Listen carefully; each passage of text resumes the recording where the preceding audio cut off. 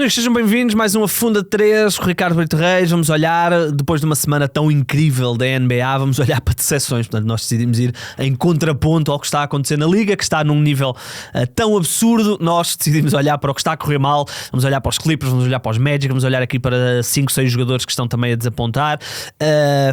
Começamos a falar de lesões.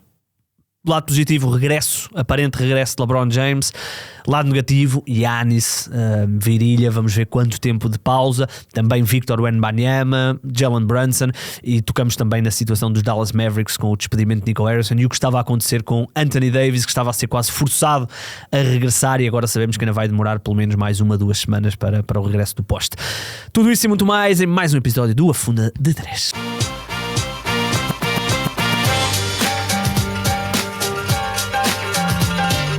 Meus amigos, sejam bem-vindos. Terça-feira à altura falámos aqui um bocadinho de basquetebol. Como é que estás, Ricardo? O frio já chegou aí abaixo? Aliás, não, vocês estiveram aí na tragédia, já. Não é? Como é que era o nome da depressão? Cláudia? Tivemos cá a Cláudia passou por aqui, é verdade.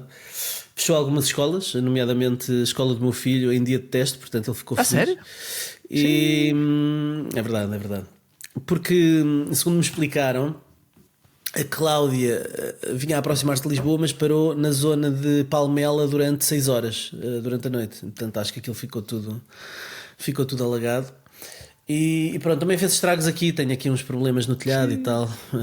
Mas pronto, nós aqui foi só chuva. Choveu muito, mas não... Quer dizer, aqui Porto, Gaia, porque ali, por exemplo, na zona de Vila do Conde afetou bastante. Zonas ali, Matosinhos. Aqui Porto, Gaia, não houve assim nada do outro mundo. Muito bem. Já chega de falar do tempo. Parece que nos encontramos num elevador. Tal qual, era isso mesmo que eu estava a pensar. Começar com meteorologia é afugentar todos os 2 ouvintes que nos ouvem de vez em quando. Exatamente. E porque são tipo nossos amigos. Olha, algumas... É a minha mãe e é a minha mãe também. É a minha mãe. A tua mãe que é adepta dos Lakers. A minha mãe é adepta do que eu lhe digo para ser, não é? Do que eu lhe digo para ser. Olha, temos aí algumas coisinhas. Nós não... quer dizer, tu falaste, eu falei, mas não falámos em conjunto da saída de Nico Harrison dos Mavs. Já certamente expressámos as nossas opiniões, que devem ser relativamente convergentes. Mas eu queria só tocar aqui neste ponto, que é... portanto, dias antes do Nico Harrison ser despedido, certamente te recordas disto, o Anthony Davis passou de out para questionable para um determinado jogo, depois acabou por não jogar, e depois surgiram aqueles reportes de que haveria ali algumas crispações dentro da franquia, de alguns médicos da franquia a dizer que ele não poderia jogar porque poderia arriscar o Aquiles, e aparentemente o campo de Nico Harrison e do próprio Anthony Davis a tentarem forçar para ele jogar. Ele não jogou nesse jogo, não jogou entretanto, e ontem, ou há 2 ou 3 dias, descobriu-se que ainda vai ter que esperar pelo menos mais 10 dias para ser reavaliado. E isto só para as pessoas perceberem que, apesar da NBA ser uma liga inacreditavelmente profissional, há coisas que são de um amadorismo inacreditável. Portanto, eles estavam a forçar Anthony Davis a jogar, arriscando uma coisa gravíssima, para tentar, no fundo, salvar a face de uma franquia que estava a ir pelo cano abaixo, não é, Ricardo? É o desespero a tomar conta de várias pessoas com grandes responsabilidades numa organização e que podem pôr em causa não só o imediato, mas até uma carreira de um jogador, não é? Ele não é propriamente um jogador que vai para novo, e poder arriscar uma lesão grave no Aquiles nesta fase da carreira poderia ser o fim para o Anthony Davis. Portanto, é como dizes, muito amadorismo em algumas decisões. E hoje, por acaso, amadorismo vai pautar o nosso episódio, sim, não é? Sim. Mas deixa-me só tocar aqui, mais 2 ou 3 assuntos relacionados com a saúde de jogadores. Primeiro, vamos pelo positivo. LeBron James foi upgraded to questionable para o jogo de amanhã, de hoje, contra os Utah Jazz. Os Lakers têm 2 jogos com os Jazz seguidos, portanto, ou jogará hoje ou jogará na quinta, se não estou em erro. Portanto, temos aí o regresso de LeBron. Essa é a notícia boa. Portanto, e no meio dessa notícia boa, ele ter afirmado que já teve ciática na carreira. Portanto, não é a primeira vez que teve ciática. para os adeptos que estavam preocupados que isto podia Sei da também idade, não é? ser o Father Time a ganhar a batalha ao LeBron James. Não ganha, vai jogar até aos 50. Os Lakers, 10 vitórias, 4 derrotas sem LeBron, alguns jogos também sem Luka, portanto acho que se portaram bem. Vamos ver qual será o impacto do LeBron, tanto a nível defensivo como a nível ofensivo. Notícias. Gostei do facto de teres falado primeiro do impacto defensivo, não é? Estás preocupado, Sim, é isso? Portanto, eu no ataque não tenho grandes preocupações porque Luka, LeBron e Austin Reeves dão garantias de um bom ataque. A minha questão vai ser na defesa. No ano passado o LeBron foi utilizado de uma forma muito criativa pelo JJ Redick. O LeBron era no fundo o center a defender e era ele que controlava tudo a nível de voz e a nível de ajustes, porque os Lakers não tinham praticamente um center, não é? Depois da chegada do Luka. Agora o LeBron não vai poder fazer o mesmo papel, portanto estou muito curioso para ver como é que será a integração, até porque provavelmente sairá Marcus Smart do 5 inicial. Isto significa que os Lakers vão ter um 5 inicial muito alto, com Rui Hachimura, LeBron, Ayton, o próprio Luka Doncic para a posição é muito alto. Estou curioso para ver como é que a coisa se vai comportar. Ofensivamente, acho que o Ricardo não quem tem LeBron, independentemente de estar numa trajetória já de 40 anos, mas quem tem Luka, LeBron, está relativamente tranquilo, porque há pouco que eles não sabem do jogo. Claro que sim. São 3 dos melhores jogadores a pôr a mesa para os colegas e a criar não só para os colegas, mas também para si quando necessário, que têm aprendido ao longo deste tempo em que têm partilhado o campo, não muito os 3 em simultâneo, apenas no ano passado, a coabitar uns com os outros. Eu acho é que os adeptos dos Lakers, como tu, devem estar muito felizes, porque apesar do fim de LeBron James estar próximo, Bronny James está já aí para pegar no testemunho. Aliás, esta semana tivemos um momento em que LeBron James estava a treinar na G-League e Bronny James estava a ser titular na NBA pelos Lakers. Isso é um vislumbre se calhar do futuro, e isso deve encher-vos o coração. Não, agora é um bocadinho mais ganhámos esse jogo com o Bronny James a jogar 9 minutos. Então, é impressionante, Ricardo, quão mau ele é. É mesmo. Cruzei-me ontem com um vídeo de... Por acaso cada vez mais equipas estão a partilhar vídeos dos treinos que vão fazendo quando há treinos, e é incrível o bom ambiente que aparentemente se vive em Los Angeles, nos Lakers, não é? No outro lado da cidade, no outro lado da segunda circular não, mas nos Lakers sim, nos Lakers sim, com muitas piadas de Luka Doncic, Austin Reeves, não é? Aquele bromance que eles têm. Não, de muitas piadas de Luka Doncic para JJ Redick, dizendo que ele tem que apanhar sol. Tem que apanhar sol, está muito branco. E o JJ Redick está a dizer: estou a viver num hotel. Como se sabe, o JJ Redick perdeu a casa, não é?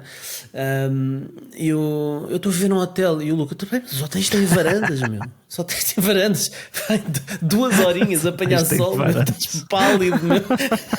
Os hotéis têm varandas. Delicioso. Ai, meu Deus. Não, assim, isto, clubismos à parte, o ambiente, todos os reportes que vêm de lá, é um ambiente muito bom.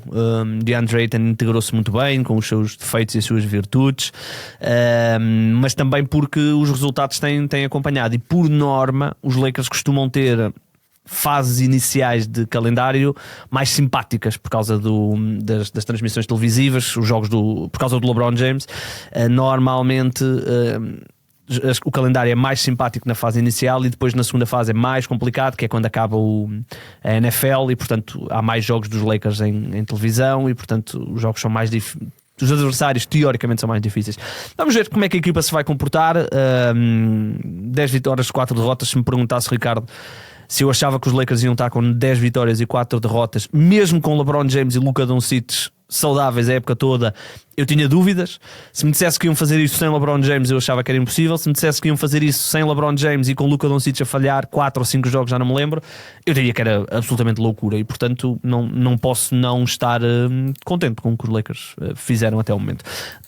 Notícias negativíssimas.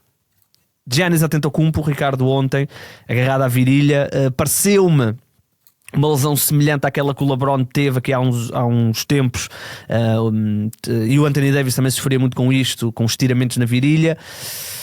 O Doc Rivers já veio dizer que não disse qualquer coisa como didn't look great, e esta equipa, Ricardo, se com o Giannis anda ali na casa dos 50%, sem Giannis eu diria que vai estar ao nível dos Nets e dos Wizards, porque é muito complicado.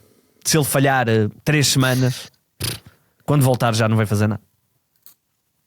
É um grande teste ao que os Milwaukee Bucks conseguem fazer sem o seu sol, não é? Porque tudo gravita à volta do sol, da estrela que é o Giannis Antetokounmpo. Eu ontem estava a ver o jogo, era um jogo que me interessava particularmente, Milwaukee Bucks, Cleveland Cavaliers, ou melhor, Cleveland de Milwaukee. Eu também estava a ver, mas desisti relativamente cedo porque estava-me a enervar as camisolas dos Cavaliers. Sério, o que foi aquilo? Foi demasiado muito laranja para os teus laranja. olhos, e o campo laranja, tudo laranja, terrível. não é? Tudo Os laranja. meus parabéns a quem teve esta ideia. E tal, pode ser que o Giannis venha a dizer que também não estava a aguentar estar no campo com tanto laranja e que simulou uma lesão para sair um pouco antes, mas de facto é preocupante. E eu ontem estava a ver o jogo e no arranque, quando os Bucks até estavam na liderança, aqueles primeiros 2 quartos, eu pensei genuinamente que se calhar mais cedo ou mais tarde devíamos dedicar um bocadinho de atenção aos Bucks, falar deles como sério candidato a sair da conferência. Vão mudar para o Oeste? Isto não quando. Mas que vão sair da conferência Este para onde? Para o Oeste? Sair. Não estava a par. Eu disse da conferência Este. De ganharem o Oeste. De possivelmente saírem como vencedores da conferência Este. Perderam contra o Bronny James, Ricardo. Eu quero que tu. Pois é, perderam. Não, mas eu tenho tido sorte então. Tenho apanhado jogos. Eu vi 2 deles dos Bucks, e vi 2 deles recentes. Esse contra os Lakers e tinha visto o anterior deles. É muito difícil tu ganhares a conferência acreditando que o Giannis vai fazer 1 mês e meio de basquetebol àquele ritmo e a quantidade de pancada, entre aspas, mas pancada que ele leva no sentido de ter que fazer tudo é muito difícil, Ricardo. É o Wilt Chamberlain. A equipa tem margem para crescer, parece ter encontrado um base que está a mostrar consistência e valor para poder ser um base titular na NBA, o Ryan Rollins. Quanto ao Miles Turner, acredito que a sua coabitação com o Giannis e a forma como poderá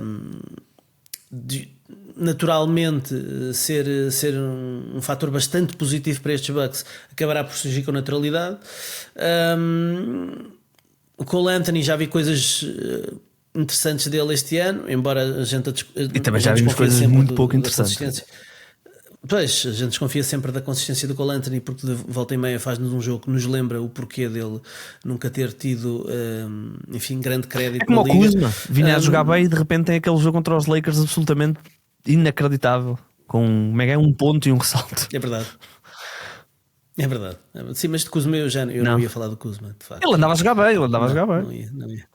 Eu vi um jogo dele onde ele faz 20 e tal pontos, 4 roubos, e depois vi o jogo dele a seguir, que é estranhíssimo.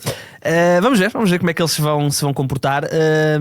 Em Nova York, os Knicks estavam numa fase muito interessante. Jalen Brunson teve aquela entorse na quinta para sexta, está day to day. Vamos ver quanto tempo é que ele vai ficar de fora, mas mais preocupante, o Giannis Anunoby, hamstring, vai falhar pelo menos 2 semanas. Eu diria que provavelmente irá falhar mais perto de 1 mês do que propriamente as 2 semanas. Vamos ver como é que os Knicks se vão comportar. Ontem perderam contra os Red Hot Miami Heat, não é? O tema que nós trouxemos aqui para este episódio é um bocadinho... olhar para o que está a correr mal, não é? Olhar para as equipas que estão a desapontar, não tanto as equipas que estão a ter más épocas, porque essas aí já estavam mais ou menos à espera, os Indiana, os Wizards, os Nets que desde que eu comprei os bilhetes, 2 vitóriazinhas para os meninos, portanto estão aqui num crescimento muito interessante. E os Pelicans chicotada psicológica. Isso, era isso. Portanto... É por isso é que eu estava a hesitar, que eu sabia que me faltava um tema. Exatamente, foi despedido o Willie Green. Nós tínhamos falado aqui há 2 semanas, Ricardo, que parecia iminente, ainda segurou ali 2 semaninhas, mas foi despedido agora também. Portanto, James Borrego está aparentemente até ao final da temporada, mas entretanto já avançaram o nome de Darvin Ham. E eu também te digo, se é para estar a ir aos Estados Unidos para ver uma equipa treinada pelo Darvin Ham, prefiro não ir. Mas porquê? Vais lá agradecer os préstimos que ele fez quando esteve à frente dos teus Lakers, meu. Por que não ver o Darvin Ham de mãos nos bolsos no Barclays Center? Não consigo imaginar uma tarde de domingo melhor do que essa. Uma tarde de sábado melhor do que essa. Eu consigo. E portanto foi despedido o Willie Green. Vamos ver quem é que vai assumir. Provavelmente não vão ter grande pressa para escolher o treinador, porque esta época parece estar a caminhar, a caminhar rumo a uma boa pick para os Atlanta Hawks, não é? Porque eles também não têm sua pick, pick este ano. Claramente os Hawks estão a esfregar as mãos de contentes.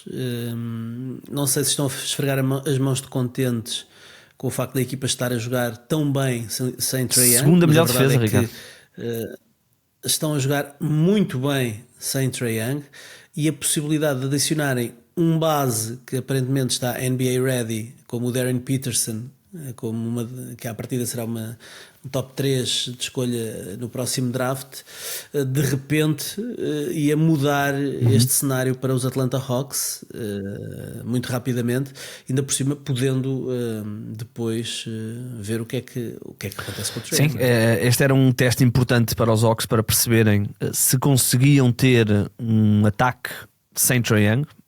Não só conseguem ter um ataque bom, especialmente liderado ali pelo Jalen Johnson, que está a caminhar rumo a, quem sabe, uma All-NBA desta vida, um All-Star, o que quer que seja, mas depois eles são a segunda melhor defesa desde que o Trae Young saiu do line-up, e eles trocam o Trae Young, que se calhar é dentro dos titulares da NBA, talvez o pior defesa, por um jogador como o Nickel Alexander-Walker, que é um bom defesa para um base, e depois perdem obviamente toda a criação do Trae Young, mas no sentido defensivo, substituir o Trae Young por um jogador como Nickel Alexander-Walker, juntando a Dyson Daniels, sim, isso já se sabia que iam ser muito bons defensivamente. Era ofensivamente. A questão é que eles são top 10, são décimos em termos ofensivos, e isso sim é a surpresa para uma equipa que precisava tanto do Trae Young para estar bem no ataque. É isso, e era um teste do algodão, e para já a coisa está a correr bem, e como tu disseste bem, tendo em conta como estão os Pelicans, isto pode mudar aqui a equação, ou seja, pode chegar-se aqui a um ponto em que os Hawks podem adicionar no próximo ano um base que torne redundante o Trae Young, e depois aquela conversa da extensão de contrato do Trae Young se calhar muda um bocadinho de figura, e se calhar podemos até ter um Trae Young daqui a 2 anos, ou até já no próximo verão, na Free Agency. Portanto vamos ver o que é que vai acontecer. Certamente teremos tempo para falar sobre isso. Equipas que estão a desapontar, estava a pensar aqui que abrimos a falar de lesões e não falámos do Wembanyama, não é? Também vai ficar algumas semanas de fora. Vai ficar algumas semanas de fora. Cruzei-me agora aqui com uma mensagem de uma pessoa que me perguntava pelo Wembanyama, e lembrei-me disso. Que, Calf strain, de não é? facto, Um estiramento da coxa. Ou seja, já falaste do Giannis e o seu hamstring, estiramento na... Não, o Giannis foi na virilha. Na coxa, e o Wembanyama é no gêmeo. O Giannis foi na virilha. Foi no groin, sim. E o Wembanyama no gêmeo. Cada vez mais lesões nas coxas mole, não é? E nos gêmeos, tecidos moles das pernas, com muitas lesões, e este início da época está a ser anormal nesse sentido. A incidência de lesões eu não tenho a certeza grande, mas tenho lido alguns especialistas a criticarem as não pré-temporadas na NBA. Pois é, que eles usam a pré-temporada como um casting para os jogadores de fundo do banco. Portanto, os jogadores principais quase não jogam. Mesmo muito, os treinos aparentemente não são preparados para te... A ideia é que tu já venhas preparado fisicamente para depois a pré-temporada ser só uma questão de criar sistemas de jogo. Ajustes, não é rotações, mas é ajustes, princípios defensivos e ofensivos, e depois não se trabalha no corpo. E eu tenho visto alguns artigos que apontam que a maior incidência de lesões em soft tissue, hamstrings e estiramentos e virilhas e calves tem a ver com isso, ou pode ter a ver com isso. Outra coisa que não podemos dissociar é que nesta fase da NBA tu defendes muito mais em espaço, o teu corpo é obrigado a muito mais rotações, a muito mais start and stops, não é? E isso tem impacto. Antigamente era um jogo mais estático e pode também ter impacto, mas isso nenhum de nós está capacitado para falar disto, não é? Mas o que eu tenho lido apontam estes dois argumentos como os principais para o aumento destas lesões. Olha, exatamente, Victor Wembanyama, não se sabe ao certo quanto tempo é que ele vai parar, mas fala-se em algumas semanas. Algumas, pelo menos duas, portanto, vamos dizer que certamente serão mais do que duas, até porque duas. calf, basta ver o que está a acontecer com o Anthony Davis, não é? Não é que o Wembanyama seja Anthony Davis, mas é sempre uma coisa que depois o Aquiles está ali também logo ali ligado e portanto não se arrisca. E por isso queria perguntar-te, com o Wembanyama algumas semanas de fora, temos tudo para ter no Miasqueta Defensive Player of the Year. É isso. Eu vi qual é que era o dado que andou a correr, Ricardo? Era o Defensive Rating individual, não é? Defensive Rating é uma estatística coletiva, portanto é a eficiência defensiva, é o número de pontos sofridos por cada 100 posses de bola quando um jogador está em campo. Depois aquilo é ranqueado de forma individual, mas é uma estatística coletiva. Ainda assim, é verdade que no top 10 há apenas jogadores dos Oklahoma City Thunder e um jogador de uma equipa que tem 50% de vitórias, é português, nasceu em Lisboa, cresceu no Val da Amoreira, chama-se Nemias Edras Barbosa. É verdade, e não é só isso, há uma série de dados. Para já temos que falar disto, Ricardo.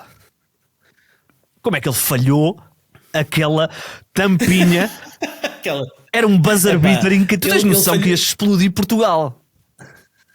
Ia ser de loucos. Ele já marcou um game winner no ano passado. Pois foi.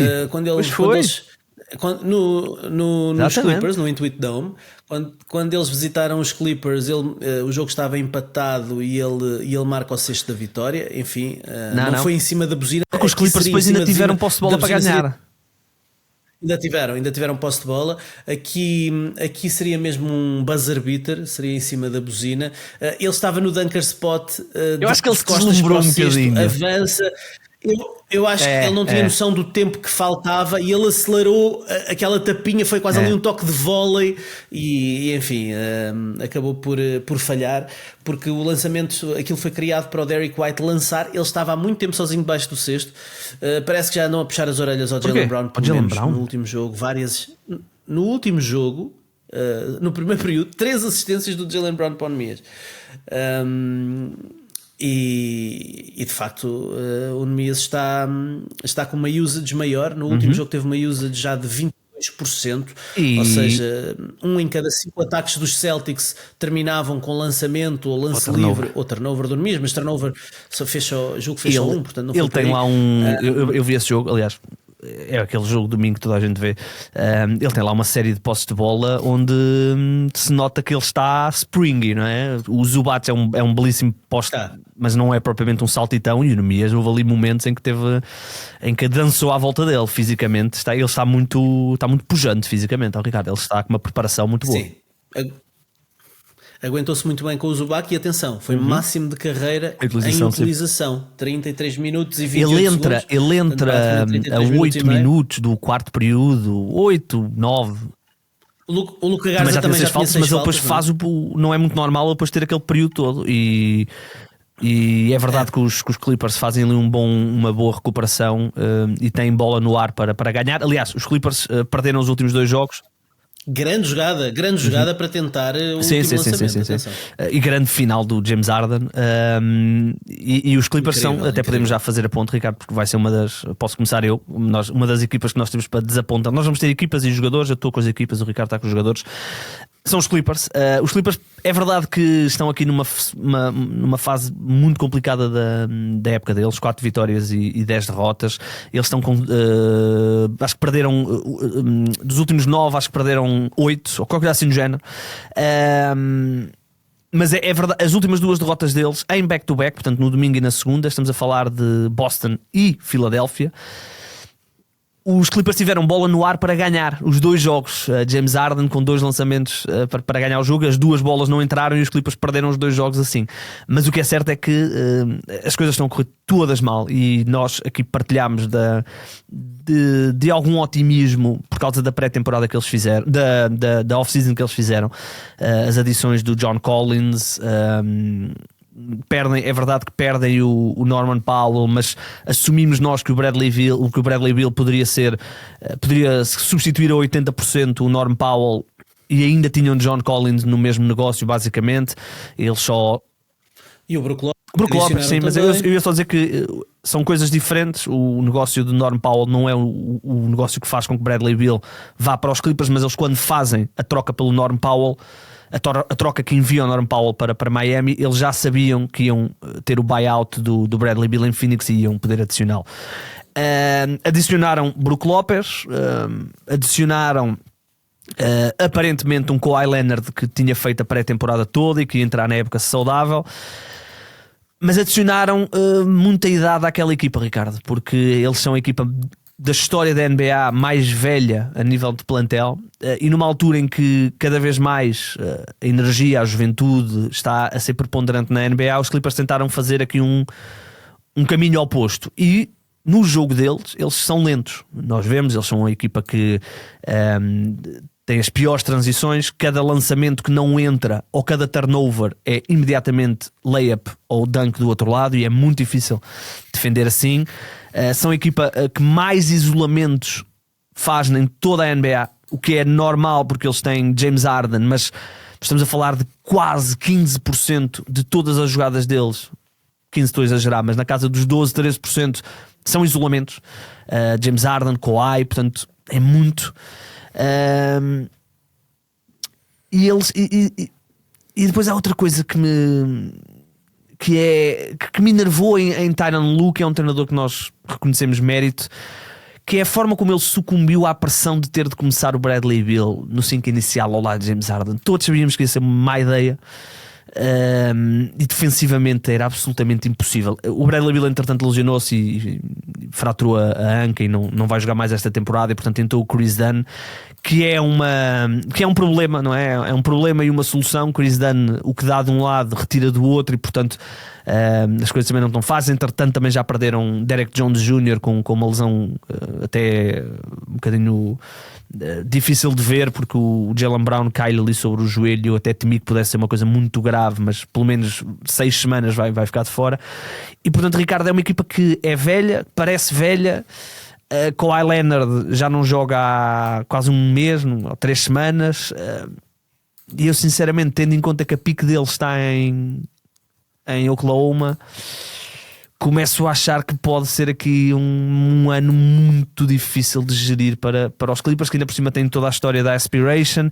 Vão ter o jogo All-Star em casa, mas se calhar podem chegar já ao jogo All-Star absolutamente destroçados, porque as coisas não são fáceis lá.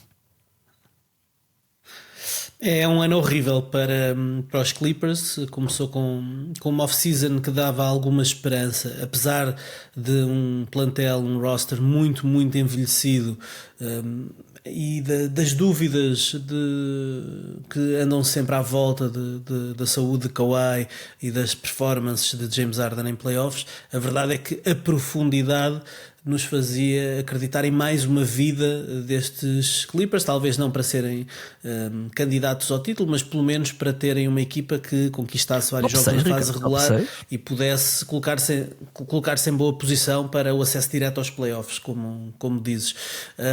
São muitos corpos muito velhos, e de facto podes fazer uma gestão, mas se tens 10 corpos muito velhos, mas todas as noites tens que descansar 4 desses corpos, ou de repente tens 2 lesões, uma para que termina a temporada o Bradley Beal, outra do Derrick Jones, que são 6 semanas, e de repente são 8 corpos, mas tens que gerir o Kawhi está de fora também, tens que gerir 1 ou 2 corpos, e de repente a rotação fica curtíssima, ou tens que andar a jogar com miúdos com contratos two-way, ou miúdos que não têm o nível de experiência e nem sequer de rotinas com esta gente tão habituada a jogar na liga.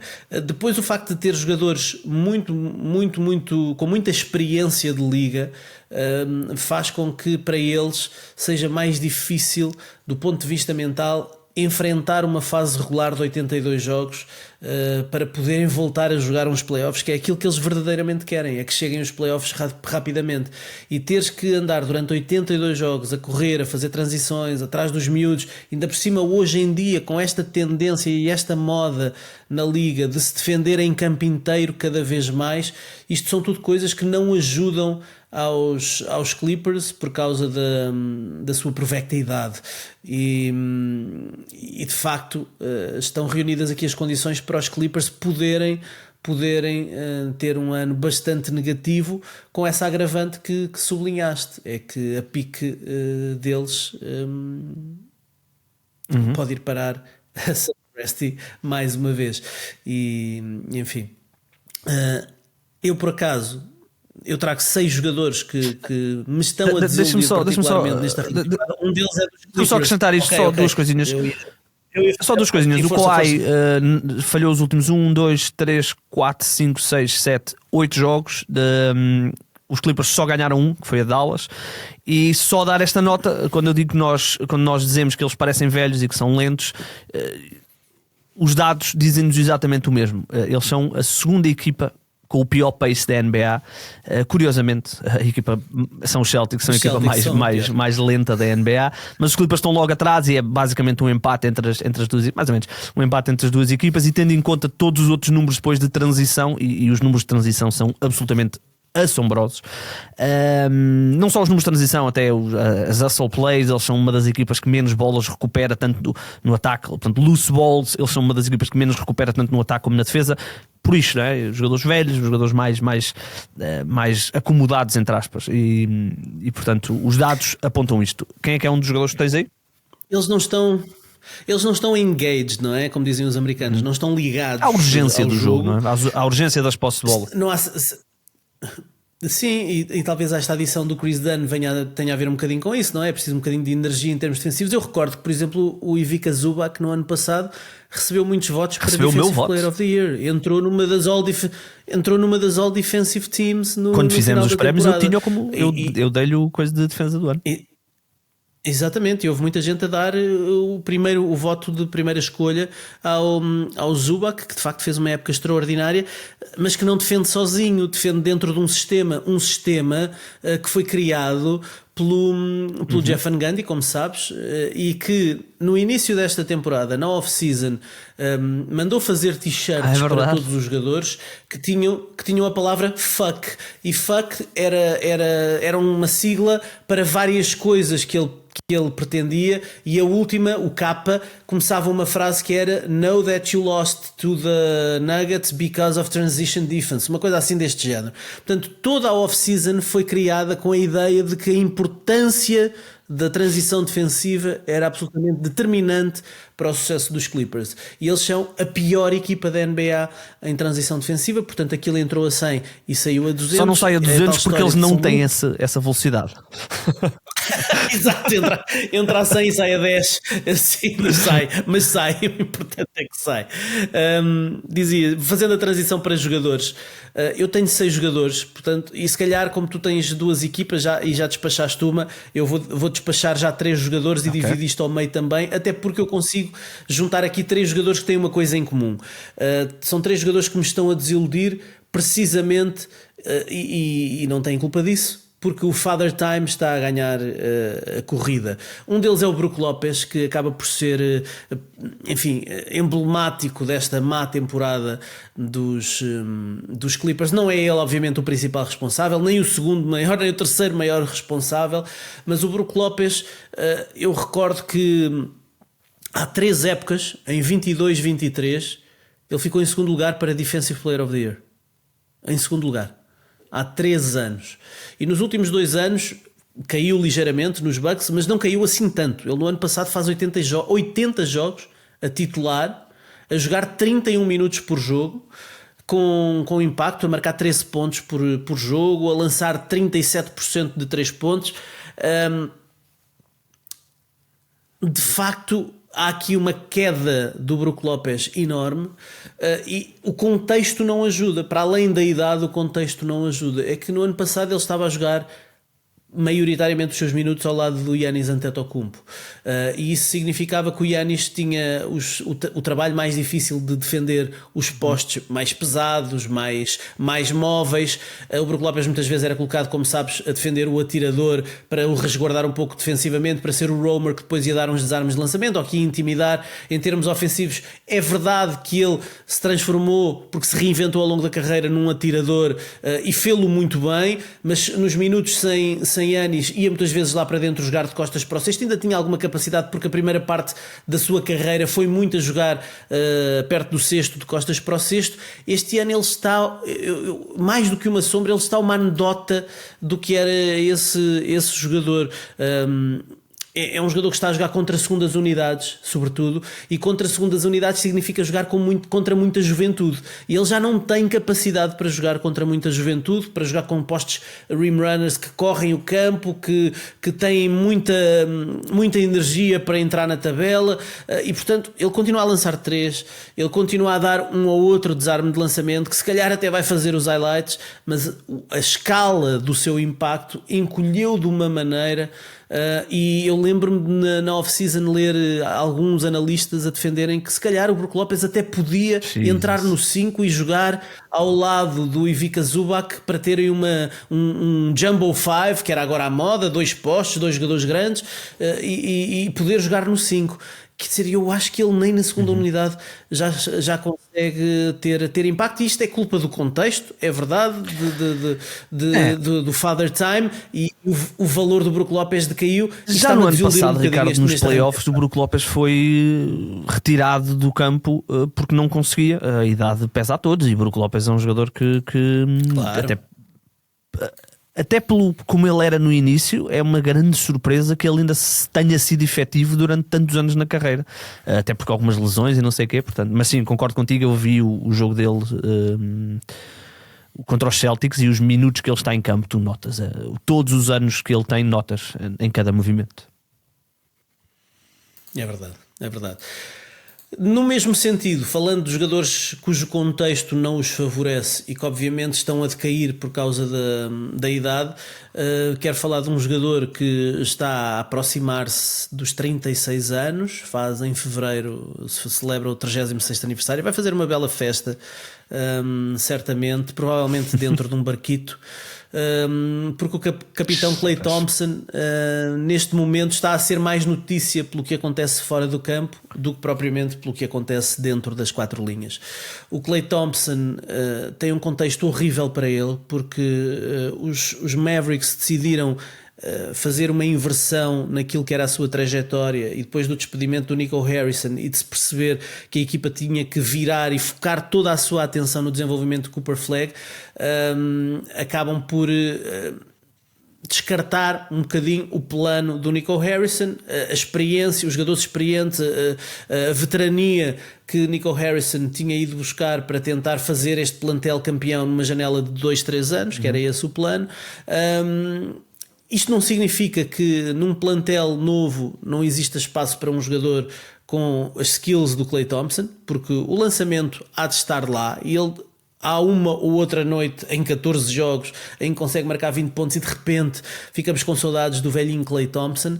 Mas a verdade é que o contexto dos Mavericks, sem um base verdadeiro, com muita bola no Cooper Flagg para lhe dar repetições com tomada de decisão, não ajuda a um jogador como Klay Thompson, que precisa ter alguém que ponha à mesa e que lhe coloque a bola nas posições onde ele de facto consegue ser mais eficiente. E eficiência não tem sido a palavra que define a época do Klay Thompson. Ele este ano está a lançar 33% de campo, 33% de campo, está a lançar 41% de 2 pontos, 31% de 3 pontos, com 7 tentativas por jogo, e portanto está a fazer um dos piores arranques, se não mesmo o pior arranque da carreira. Ele, ao longo da sua carreira, ele começou a sua carreira com 1, 2, 3, 4, 5, 6, 7, 8 épocas acima de 40%, depois baixou para 39, voltou a 41, 39, 39, portanto nunca lançou muito abaixo de 39%, ali 38,5, 38,7, mas arredondado 39% de 3 pontos ao longo da carreira é o mínimo, é a fasquia mínima para o Klay Thompson, e este ano a cair para 31%, porque de facto não tem outros jogadores a espaçar o campo, as ajudas são menos profundas em relação ao Klay Thompson e portanto há muito mais lançamentos contestados, e de facto não é um cenário ideal para o Klay Thompson, que está a desiludir por força do contexto. Sim. Mas não deixa de desiludir. Nós falámos do Klay aqui há uns dias, não é? Quando falámos das possibilidades de troca.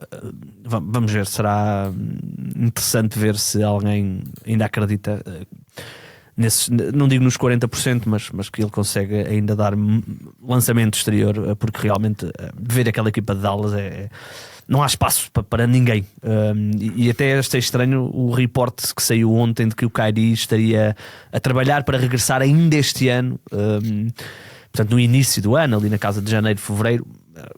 Não, só se for já a pensar em ir para o outro lado, porque não percebo muito bem para quê, mas concordo. Dois jogadores não, um Klay Thompson que realmente está uma sombra e tem jogos que chegam a ser ridículos.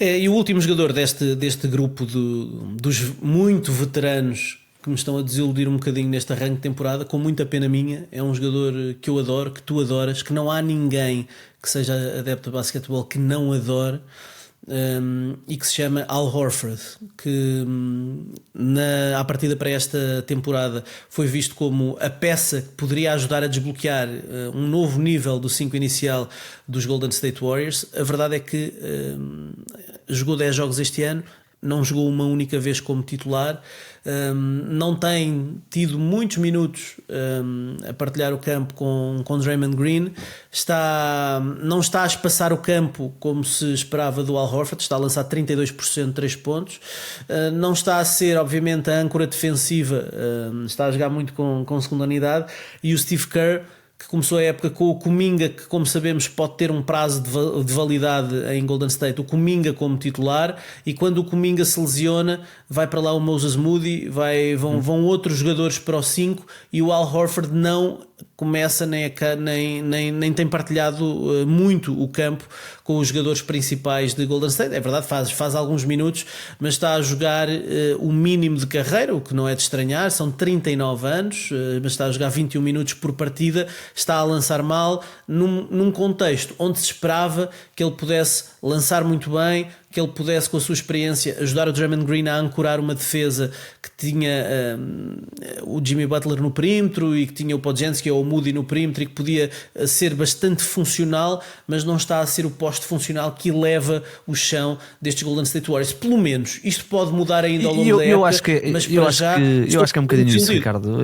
Estes jogadores veteranos, especialmente com esta idade tão avançada, eu acho que eles, como é que eles dizem? Easy win. Eles entram ainda de baixo para cima a nível devagarinho na temporada. Mas eu vi recentemente um dos jogos. Eles tiveram um back-to-back contra acho que foi, já não sei se foi casa fora ou fora, contra os San Antonio Spurs, que foi aqueles 2 jogos do Steph Curry absolutamente absurdos, depois até do Draymond Green e do Jimmy Butler terem criticado os próprios colegas de equipa, falta de entrega e não sei o quê.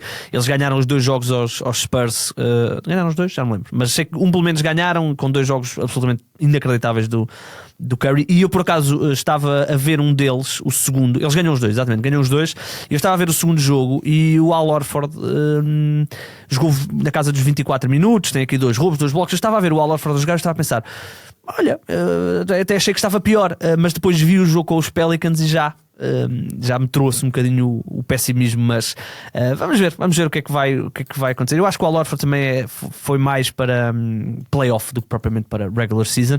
O problema é que esta equipa está toda muito preparada para playoff e não para regular season, ainda que estas últimas...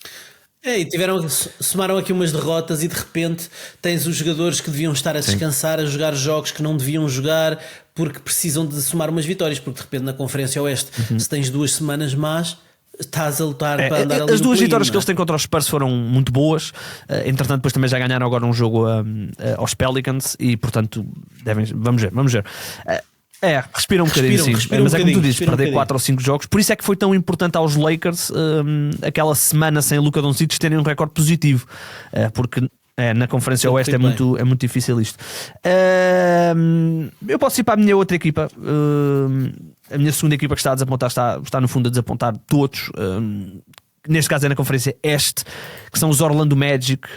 Nós falámos aqui no verão de 2 equipas que estavam a tentar agarrar o vazio que há no Oeste, portanto os Hawks com a troca pelo Kristaps Porzingis, com a adição do Nickeil Alexander-Walker, o crescimento de jogadores como Dyson Daniels e Jalen Johnson, e a outra era os Orlando Magic, que fazem se calhar a segunda troca mais impactante do verão, a seguir à troca do Kevin Durant, e foram buscar Desmond Bane aos Memphis Grizzlies.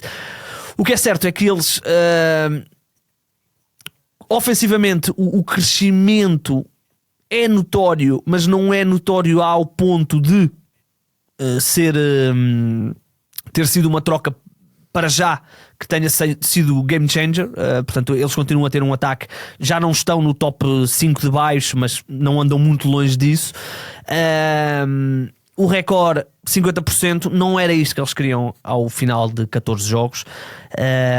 E depois há 2 problemas que eu encontro naquela equipa. Primeiro, eles têm tido alguns problemas físicos. O Paulo Banchero está lesionado agora. O Jalen Suggs ainda está também a ganhar forma na temporada. Ele praticamente não fez pré-temporada. Esteve durante muito tempo com minutos limitados, mas bons minutos. Atenção, ele tem estado muito bem nos minutos que está em campo. É o melhor jogador a nível de todas as métricas, defensive rating, net rating. Quando ele está em campo, os Orlando Magic são muito melhores do que quando ele está no campo, o que não é novo. No ano passado era exatamente igual. A questão é que o Desmond Bane deveria servir para mudar isso. A equipa deveria ser melhor com o Desmond Bane em campo. E a equipa com o Desmond Bane em campo está praticamente com um net rating de 0. Ora, isso não é bom. Não é bom. E ainda é pior quando, se pegarmos nos 3 melhores jogadores da equipa, portanto Franz Wagner, Desmond Bane e Paulo Banchero, nos cerca de 236 minutos que eles estiveram em campo juntos, o net rating é 0. É literalmente 0. E portanto, isto, quando as grandes equipas, quando os melhores jogadores estão em campo, têm que ser grandes, têm que ser muito mais fortes, e depois têm que gerir os bancos e não sei o quê. Ora, isto não é propriamente um bom sinal, porque nós sabemos quais são os defeitos de Paulo Banchero e Franz Wagner, e Franz Wagner até tem estado bem melhor a mitigar esses defeitos do que o próprio Paulo Banchero.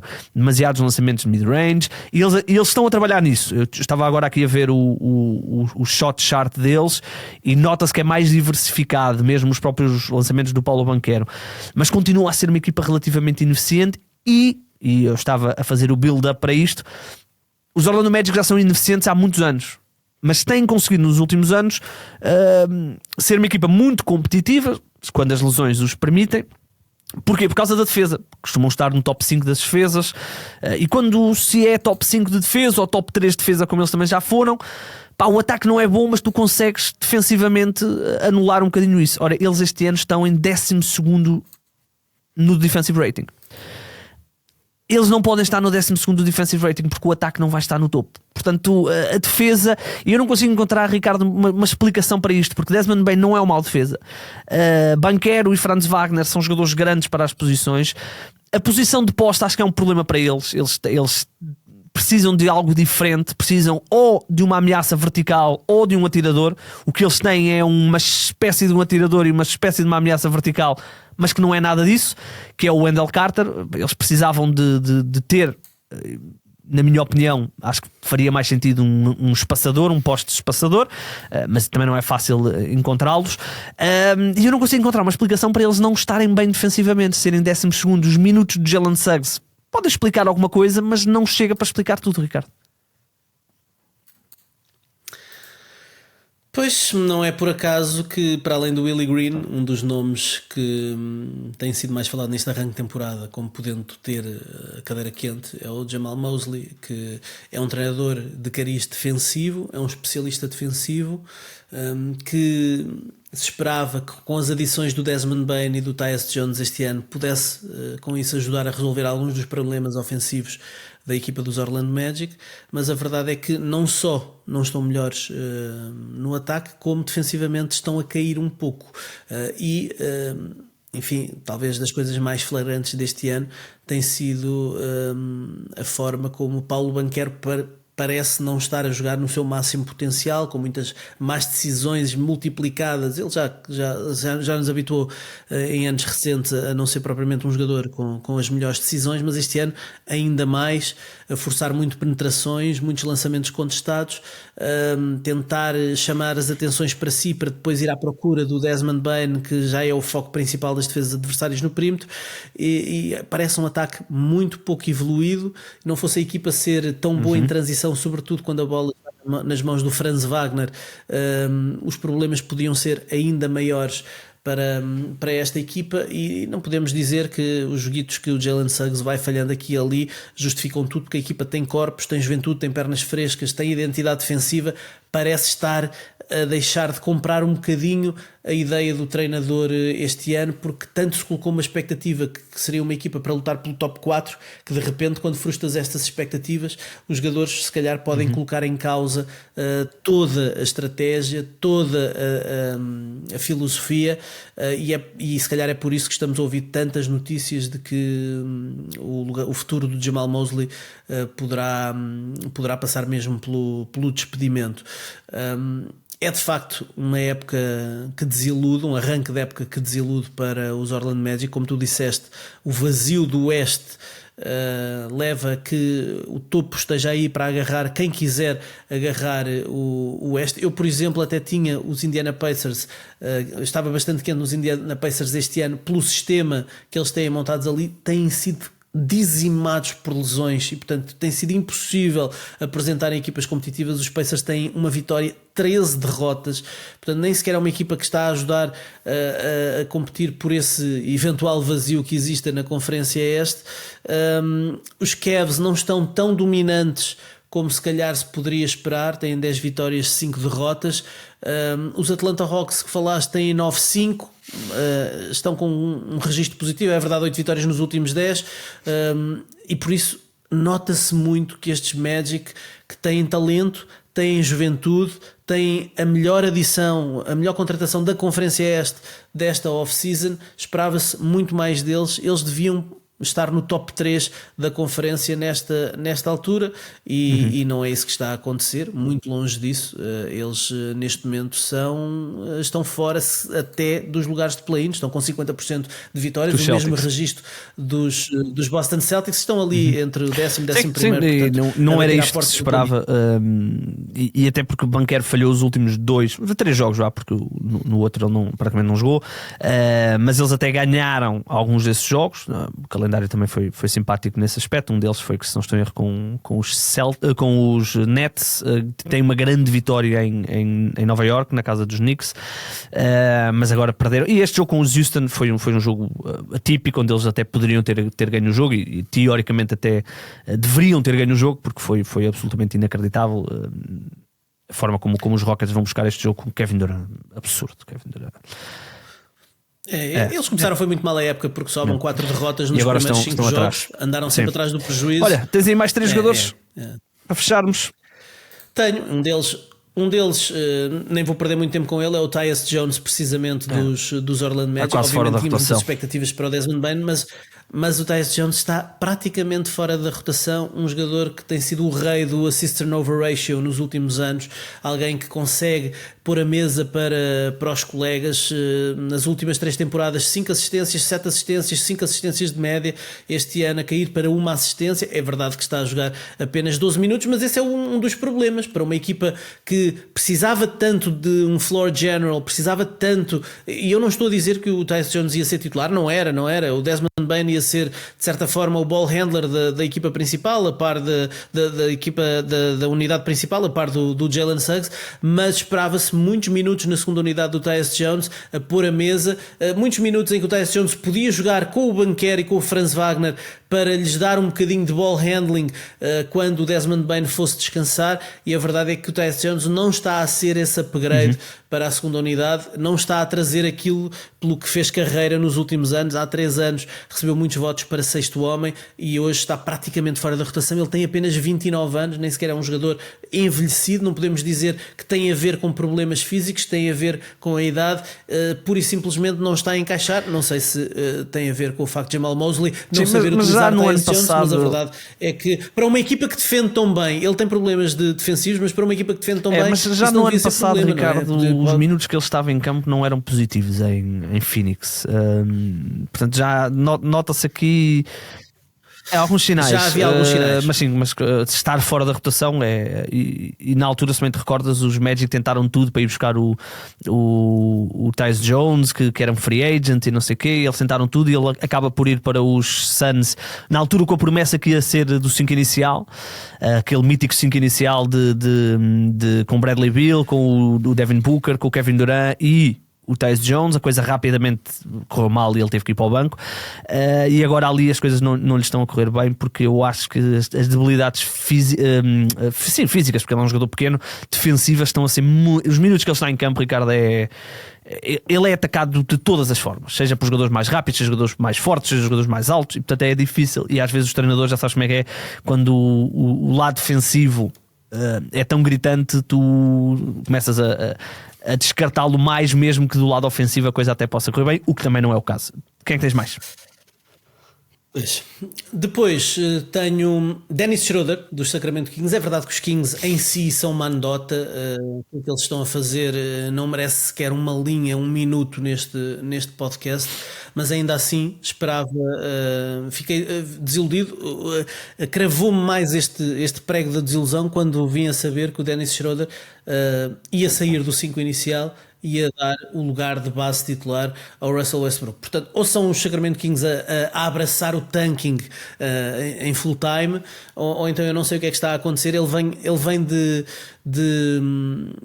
de um Eurobasket onde foi MVP, ele foi o MVP do Eurobasket. É verdade, nós sabemos que o FIBA Dennis, tal como todos os jogadores, muitos jogadores quando jogam FIBA se transcendem. Eu não esperava obviamente que ele se transformasse num jogador fora do normal, mas que continuasse a ser um jogador útil.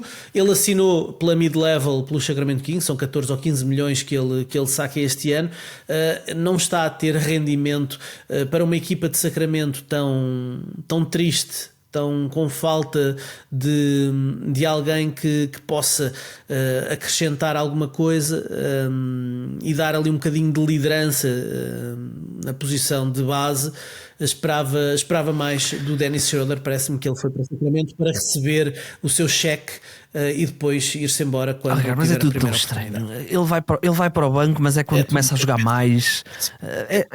Esquece. Há ali decisões transversais que não ajudam. Enfim, para terminar, alguma juventude. Sinto que estou a falar apenas de jogadores já no ocaso da carreira. Queria trazer aqui alguém que me está a desiludir, alguém que está no seu segundo ano de carreira, mas que está aqui a ir contra a parede, a sophomore wall.